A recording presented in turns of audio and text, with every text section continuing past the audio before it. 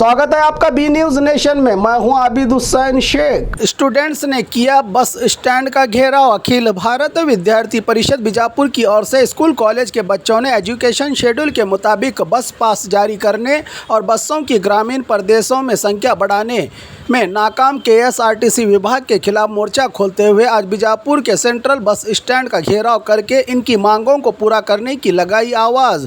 इसी दौरान पुलिस का भी कड़ा बंदोबस्त देखने को मिला, जहां प्रदर्शनकारी छात्र बसों की आवाजाही पर रुकावट डालने का कर रहे थे प्रयास।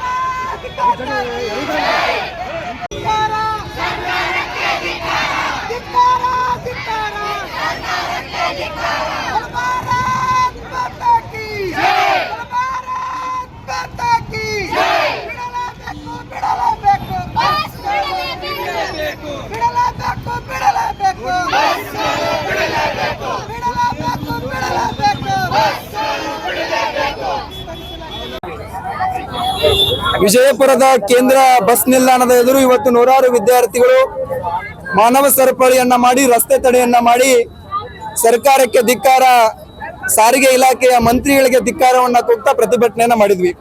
ಇವತ್ತು ಎಬಿವಿಪಿ ರಾಜ್ಯಾದ್ಯಂತ ಪ್ರತಿಭಟನೆ ಕರೆಯನ್ನ ಕೊಟ್ಟಿದೆ। ವಿದ್ಯಾರ್ಥಿಗಳ ಶೈಕ್ಷಣಿಕ ವೇಳಾಪಟ್ಟಿಗೆ ಅನುಗುಣವಾಗಿ ಬಸ್ ಪಾಸ್ಗಳನ್ನ ನೀಡಬೇಕು ಮತ್ತು ರಾಜ್ಯದಲ್ಲಿರ್ತಕ್ಕಂಥ ಏನು ಸ್ತ್ರೀಶಕ್ತಿ ಯೋಜನೆಯಿಂದ ಅತಿ ಹೆಚ್ಚು ಮಹಿಳೆಯರು ಬಸ್ಗಳು ಓಡಾಡ್ತಾ ಇದ್ದಾರೆ, ಅದರಿಂದ ವಿದ್ಯಾರ್ಥಿಗಳಿಗೆ ಬಸ್ಗಳಲ್ಲಿ ಜಾಗ ಸಿಗ್ತಾ ಇಲ್ಲ, ಅದಕ್ಕೋಸ್ಕರ ಹೆಚ್ಚುವರಿ ಬಸ್ಗಳನ್ನ ಓಡಿಸುವಂತೆ ಆಗ್ರಹಿಸಿ ಇವತ್ತು ಪ್ರತಿಭಟನೆಯನ್ನ ಮಾಡ್ತಾ ಇದ್ದೇವೆ।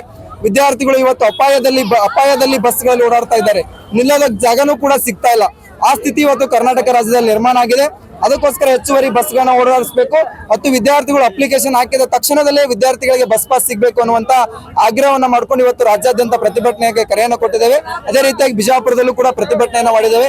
ಮುಂದಿನ ದಿನಗಳಲ್ಲಿ ಈ ರೀತಿಯ ಕ್ರಮ ಕೈಗೊಳ್ಳದೆ ಹೋದ್ರೆ ಬೃಹತ್ ಪ್ರತಿಭಟನೆ ಮಾಡಬೇಕಾಗುತ್ತೆ ಅನ್ನುವಂತ ಎಚ್ಚರಿಕೆಯನ್ನ ಈ ಮೂಲಕ ನಾನು ರಾಜ್ಯ ಸರ್ಕಾರಕ್ಕೆ, ಸಾರಿಗೆ ಇಲಾಖೆಗೆ ಕೊಡೋದಕ್ಕೆ ಈ ಮೂಲಕ ಒಂದು ಎಚ್ಚರಿಕೆಯನ್ನ ಕೊಡ್ತಾ ಇದ್ದೇನೆ।